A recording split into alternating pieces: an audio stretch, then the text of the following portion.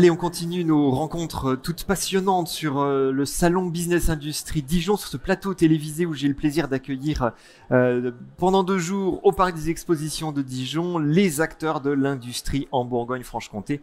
On parle industrialisation, réindustrialisation, on parle numérisation, on parle intelligence artificielle et on parle décarbonation, on parle d'enjeux environnementaux comme avec vous, Michel Larmand. Merci d'être avec nous. Bonjour, merci. Bonjour, vous êtes le directeur de la Vallée de l'énergie. Absolument. La Vallée de l'énergie. Expliquez-nous. Alors, la Vallée de l'énergie, c'est une association, un cluster d'entreprises et d'académiques qui a vu le jour en 2001, qui a révisé son projet en 2021 en raison de l'urgence climatique et qui fédère l'ensemble de ses acteurs autour de la décarbonation, que ce soit la décarbonation des entreprises en propre ou la fourniture de solutions décarbonées. Son président est Alain Daubas, qui travaille dans le groupe EDF, on va le préciser d'emblée. Absolument. Votre mission consiste en quoi? C'est de financer de la recherche, c'est de mettre les acteurs en lien, c'est de porter des initiatives? Expliquez-nous. Alors en fait, on n'a pas qu'une seule mission, on a 5 missions à la Vallée de l'énergie. Donc je ne vais pas rentrer dans le détail de chacune, mais je vais au moins les lister. La première mission de la Vallée de l'énergie, c'est l'animation de son réseau. Donc il y a une 50aine de membres, dont 70% d'entreprises, le reste étant constitué d'universités, écoles d'ingénieurs et d'autres institutionnels. Je salue d'ailleurs mes amis de Robotics Valley et du PMT qui sont ici au salon. Et ça, c'est sa première mission, fédérer ses acteurs. La deuxième mission est une mission de type animation économique. La troisième sur les projets et l'innovation.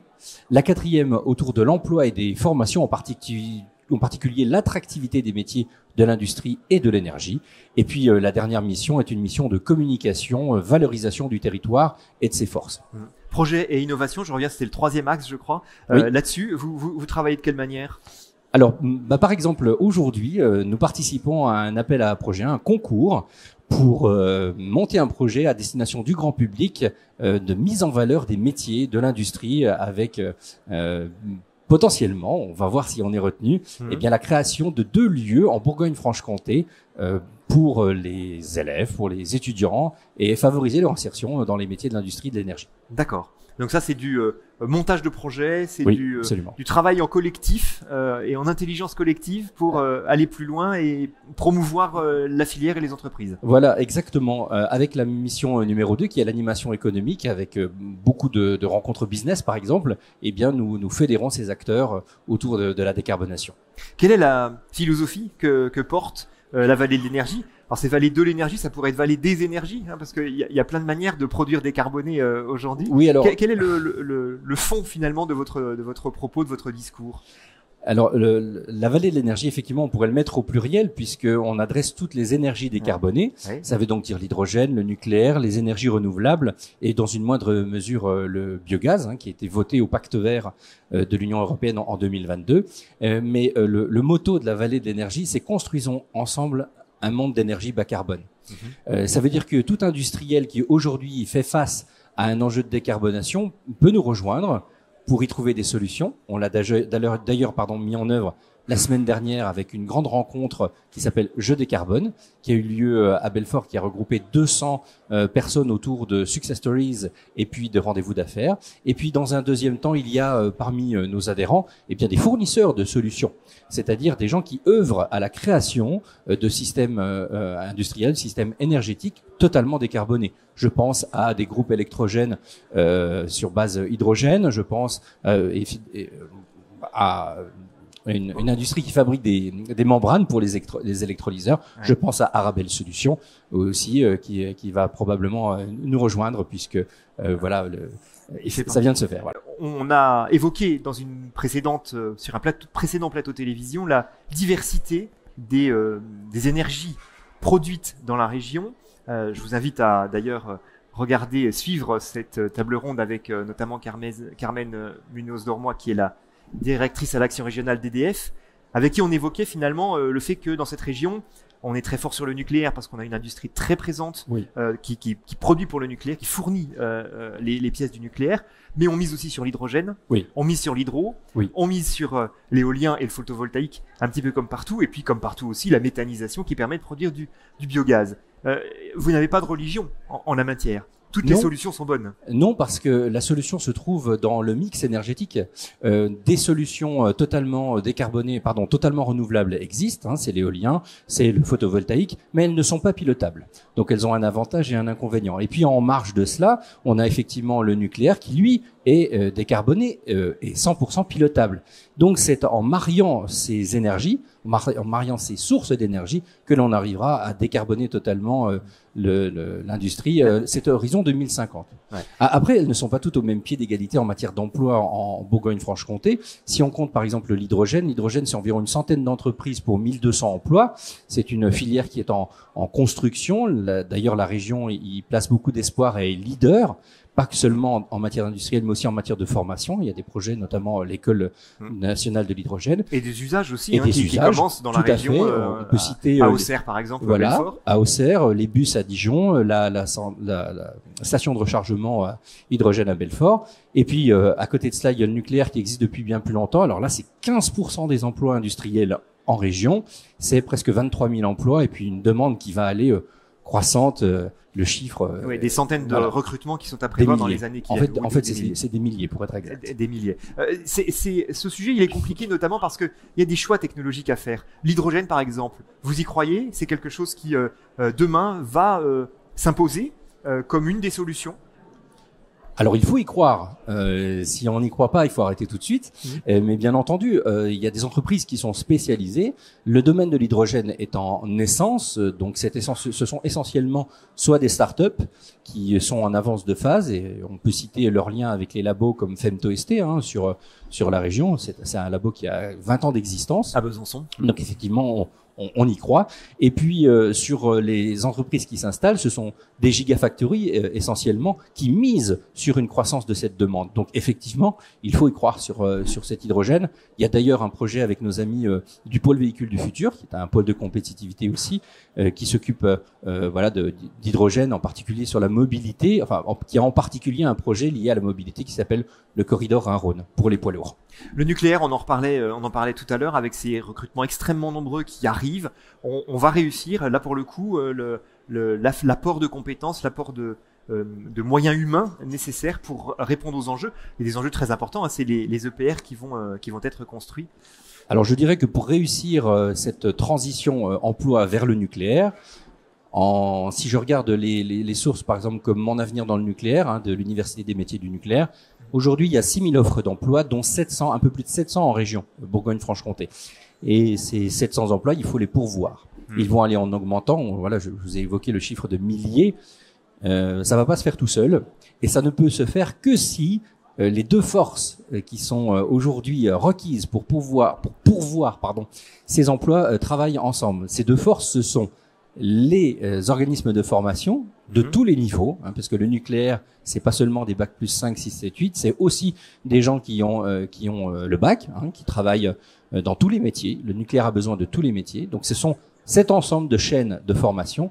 Et puis, en parallèle, ce sont tous les industriels qui ont c'est la croyance de la vallée d'énergie en tout cas, qui ont une mission d'attractivité, une mission de renforcement de l'attractivité des jeunes, en ouvrant leurs portes, en accueillant des stagiaires, en formant peut-être leur personnel à ces nouveaux métiers. Enfin, en tout cas, à cette filière nucléaire, effectivement. Et ça, c'est ce à quoi vous travaillez. Absolument. Faire travailler les uns avec les autres en vue de réussir ce pari de l'emploi. Oui, effectivement, c'est une de nos missions. On est intégré dans deux structures. La première, c'est le Club nucléaire Bourgogne-Franche-Comté, qui est on va dire une méta-entité qui regroupe des clusters, mais aussi EDF, Framatome, France Travail et d'autres organismes de formation. L'idée, c'est de porter l'attractivité des métiers du nucléaire à un autre niveau que ça ne l'est aujourd'hui. Et puis, il y a une deuxième structure qui s'appelle Comet, qui est plus dédiée au Nord-Franche-Comté et qui, là, s'adresse essentiellement aux collégiens et lycéens. C'est notre cible de communication pour favoriser leur insertion dans le métier déjà industriel / énergie. Avec tout ça, bien entendu, le soutien et de l'État et des collectivités locales, en tout cas. Oui, alors la vallée de l'énergie bénéficie d'un soutien financier, 50% privé à peu près, suivant les années, 50% privé, 50% public. Donc nous avons le soutien de la région Bourgogne-Franche-Comté, de Pays de Montbéliard Agglomération, du Grand Belfort, et puis le reste, ce sont des adhérents industriels et académiques qui soutiennent notre démarche, effectivement, et que je remercie. Vous avez cité plein de monde depuis qu'on a commencé notre échange. Vous avez cité Robotics Valley, vous avez cité des pôles de compétitivité comme PMT, le véhicule du futur, et des organismes. C'est un écosystème aujourd'hui qui fonctionne, enfin qui se constitue ou s'est constitué et qui fonctionne bien. C'est un écosystème qui fonctionne bien. Il est basé à la fois sur des pôles de compétitivité et des clusters. Alors la différence pour les industriels qui voudraient faire un choix, et je les invite à ne pas le faire. À adhérer à tout. Voilà. Non, mais plus sérieusement, les pôles de compétitivité ont une mission donnée par l'État et la région, et ils sont en capacité de labelliser des projets. À une moindre mesure, les clusters ont des actions plus locales et n'ont pas cette capacité à labelliser des projets. Néanmoins, elles s'insèrent dans un écosystème plus petit et porté aussi sur le grand public et l'éducation. Comment vous travaillez avec ces différents acteurs? C'est monter des projets ensemble, c'est simplement apporter votre soutien, c'est faire la promo les uns des autres. Expliquez-nous la mécanique finalement de ce travail que vous faites avec par exemple les PMT ou Robotics. Alors la première chose, c'est d'avoir une adhésion croisée. Donc la Vallée de l'Énergie est adhérente aux autres pôles et clusters et réciproquement.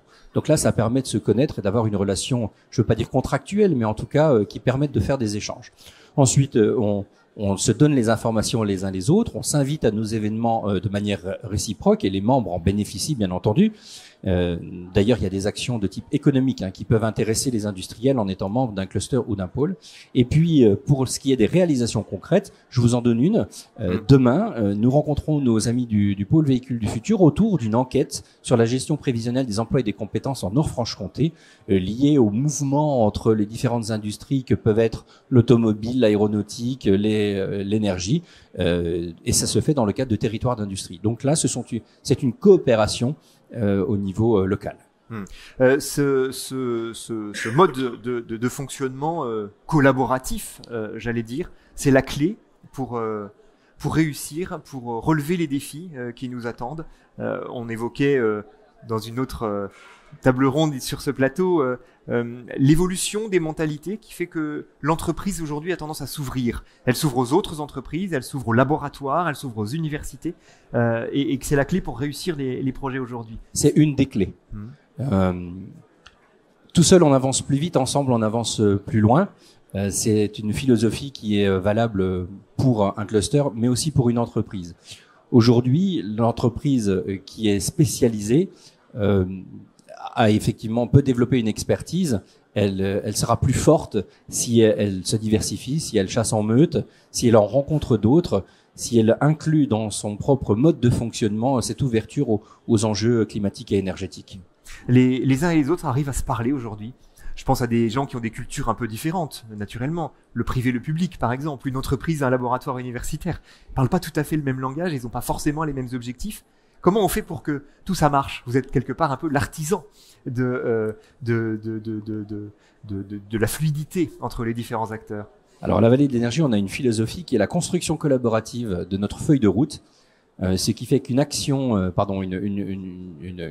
série d'actions sur une année ne se fait que parce que nos adhérents l'ont voté, l'ont décidé ensemble. Donc effectivement, pour pouvoir décider ensemble, la première chose, c'est de se connaître et de se parler. Et oui, ça fonctionne.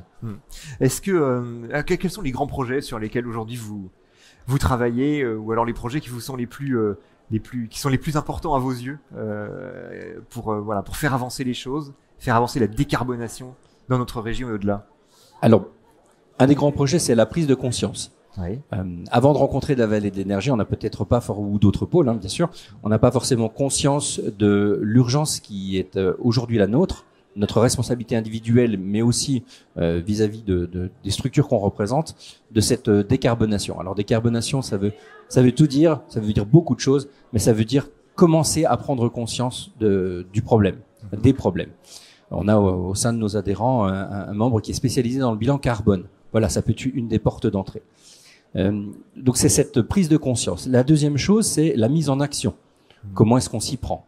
Donc là, on a un certain nombre de partenaires, on a aussi des compétences en interne pour faire de cette activité prise de conscience, la transformer en action. Bon ben voilà, maintenant comment on s'y prend? Est-ce qu'on passe par l'isolation? Est-ce qu'on passe par l'économie d'énergie, la transformation de même de la transformation de l'objet d'une entreprise.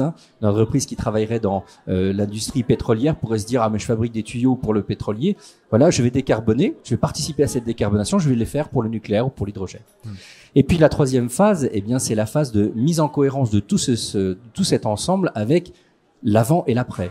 L'avant, ce sont les jeunes qui vont être les salariés de demain. Et puis l'après, c'est ce que va devenir mon entreprise quand elle sera décarbonée. Elle sera leader, elle pourra peut-être aider d'autres, elle pourra être faire de lance sur un grand projet. Donc voilà, ça c'est le deuxième. Et enfin le dernier, eh bien malgré tout, il faut faire du business. Oui. Ce salon est un salon business industrie, donc la décarbonation est une opportunité. On défendra ce sujet comme étant une opportunité avec des rencontres tout au long de l'année. Ça, je reviendrai vers vous là-dessus. Et pour rebondir sur cette question que je vous posais de la place des uns et des autres et du rôle des uns et des autres, je me mets parfois à la place du dirigeant d'entreprise industrielle qui se trouve face à la nécessité de décarboner. On est tous d'accord sur le fait que c'en est une. À quelle porte frapper ? Aujourd'hui, les acteurs parlent tous de décarbonation. Les banques aujourd'hui lancent des services et spécialisent des gens sur ces questions-là. Par exemple, pour donner cet exemple-là, à quelle porte frapper pour être sûr de faire les bons choix, de faire les choses dans l'ordre, et le bilan carbone, et de faire le bon diagnostic et de trouver les bonnes solutions. La vallée de l'énergie, par exemple ? Oui, la vallée de l'énergie est un des acteurs qui peut orienter les entreprises, ne serait-ce que parce qu'elle a en son sein des entreprises qui ont déjà commencé, voire même qui sont très avancées en matière de décarbonation. Ça, c'est si on veut rester effectivement, et c'est une bonne idée dans le milieu industriel, connaître ses pairs. Mais il y a aussi d'autres structures. Je pense à l'ADEME, je pense à la région Bourgogne-Franche-Comté qui a nommé via des structures comme l'Agence économique régionale ou bien l'Agence de développement Nord-Franche-Comté et il y a son équivalent ici en Bourgogne, eh bien des acteurs, des interlocuteurs qui peuvent orienter les industriels et je dirais même les particuliers pour ces sujets-là. Oui, effectivement, la vallée de l'énergie est un interlocuteur, elle n'est pas la seule. Venez nous voir. Finalement, peu importe la porte d'entrée, à un moment ou à un autre, on sera de toute façon orienté vers les bonnes personnes. Ça peut être une collectivité, une chambre consulaire, la vallée de l'énergie ou son pôle de compétitivité. Oui, absolument. L'essentiel, c'est de ne rien faire. Ça coûte plus cher. L'inaction coûte plus cher que le premier pas. Ouais. L'action, justement, proprement dite, aujourd'hui, on peut être un petit peu effrayé par l'ampleur du travail à effectuer quand on a une entreprise industrielle qui consomme beaucoup. On trouve des solutions aujourd'hui qui sont pas forcément des solutions technologiques lourdes et donc coûteuses. Ça peut être des questions de changement de comportement, ça peut être des petits investissements pour commencer le processus de décarbonation. On n'est pas obligé de tout faire en même temps, déjà, et d'une. La première chose à faire, c'est de constater l'ampleur du travail, comme je l'ai dit, et puis après, c'est de commencer. Un des objectifs qu'on a à la Vallée de l'Énergie, c'est d'essayer de promouvoir la recherche des pistes. Donc ça se fera peut-être en 2026. On va s'aider peut-être, on a parlé d'intelligence artificielle, de données. Donc effectivement, voilà, première étape, quel est le panel ? Quelles sont les actions à ma disposition? Et puis ensuite, c'est d'y aller progressivement. La lutte contre le changement climatique, c'est pas un sprint, c'est un marathon. Je dirais même que c'est un trail, c'est-à-dire que les dénivelés sont différents. Il y a des phases d'accélération, des phases d'endurance. Si on voulait faire un comparatif sportif, l'essentiel, c'est de commencer et de ne surtout pas s'arrêter. Alors, de surtout pas s'arrêter, à un moment donné, ça s'arrête, effectivement. Et l'objectif, c'est la neutralité carbone. Mais l'ensemble des actions, elles se cumulent. Il y a pas d'urgence forcément à tout faire, mais il y a quand même une deadline. Il y a quand même des objectifs qui sont chiffrés avec des dates à la clé. On peut peut-être les rappeler d'abord, et puis effectivement dire que il faut partir maintenant. Alors la neutralité carbone, c'est 2050. Ouais. Si on parle de mobilité, on parle de 2035 pour l'arrêt des moteurs thermiques. Pour l'industrie, c'est 2050. Mais je dirais que c'est trop tard et c'est pas trop tard. L'urgence climatique, elle est là. Chacun a sa responsabilité.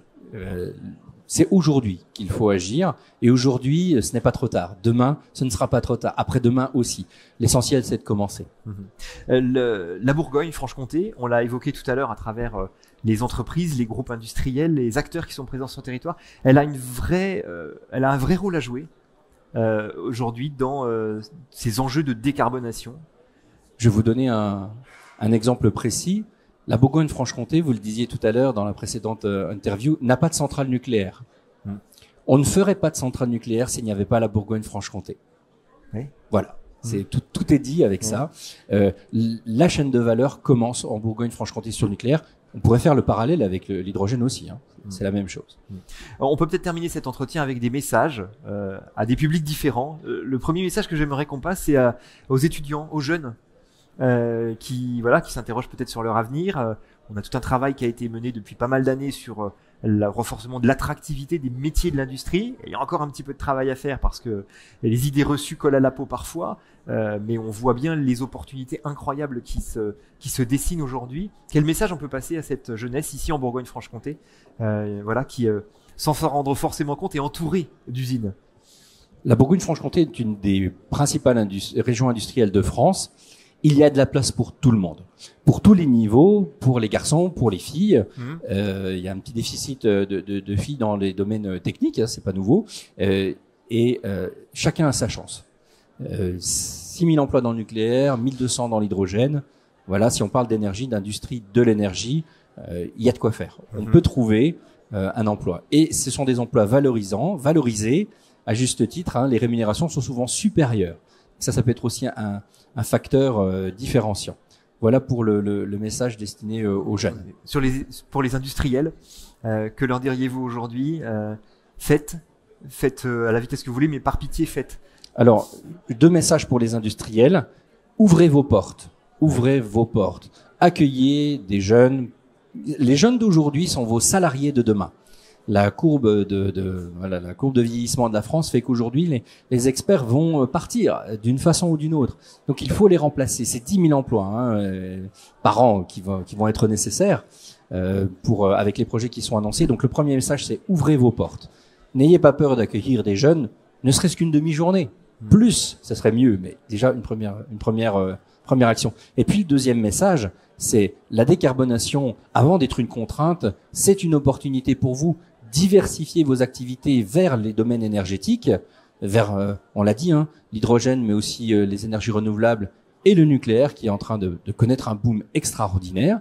Donc, diversifiez vos activités et surtout, n'ayez pas peur. Il y a une montagne colossale de travail, mais cette montagne colossale, c'est une montagne de business. Oui, tout à fait. Et puis, le dernier message, ça pourrait être pour les entreprises de la filière énergie, au sens large, et notamment énergie bas carbone. Et là, vous leur dites, rejoignez-nous. Absolument. On a des choses à faire ensemble. Absolument. Aujourd'hui, la Vallée de l'Énergie, c'est une 50aine d'adhérents. Nous ne sommes pas assez. Donc, quand je dis ça, c'est pas une plainte. C'est-à-dire que pour faire plus, il faut être plus nombreux. Et la Vallée de l'Énergie accueille toutes les entreprises du bureau d'études unipersonnel aux grands groupes. D'ailleurs, les grands groupes, si vous allez sur notre site internet, nous font déjà confiance. Plus nombreux on sera, plus forte sera notre action pour la région. Objectif, renforcer cet écosystème pour peser plus lourd, pour que votre voix soit entendue, pour être plus attractif. Alors, il n'y a pas que la voix. En 2025, on a un projet de montée en compétences des entreprises qui sont nos membres sur les domaines de la qualité. ISO 9001, ça parlera à certains, ISO 9001, ISO 19443. Donc, cette montée en compétences va avec des opportunités aussi pour d'autres marchés, des marchés nationaux, voire même des marchés internationaux. Meilleure est la qualité, meilleure est l'attractivité. Merci Michel Armand d'avoir partagé avec nous le rôle que joue le cluster Vallée de l'Énergie dans le contexte actuel de décarbonation et dans les grands enjeux environnementaux qui sont devant nous aujourd'hui. Merci à vous. Bonne journée. Merci beaucoup. Bonne journée et bon salon.